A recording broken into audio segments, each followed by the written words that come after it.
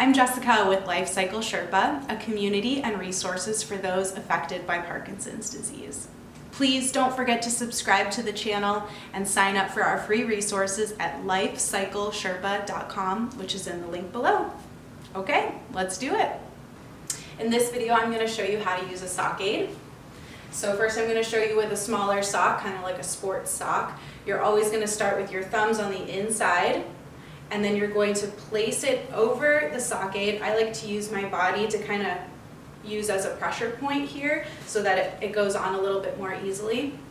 And then the one trick that I do have for this one, for the smaller sock, always make sure the heel of the sock is on the bottom. So this is a good aid for if you're having a lot of rigidity in your back or stiffness, or for some other reason you can't bend over. You're going to put the sock aid on the floor, put your toes inside, push your toes all the way to the front first, then a quick pull and the sock is on.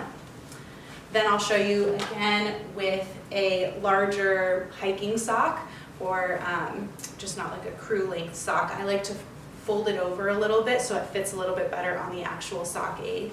Same thing, put it all the way over, kind of use your body as that extra pressure point. If you're having trouble getting the sock over, I always pull from the heel down over. Make sure that the toe part is up against the edge.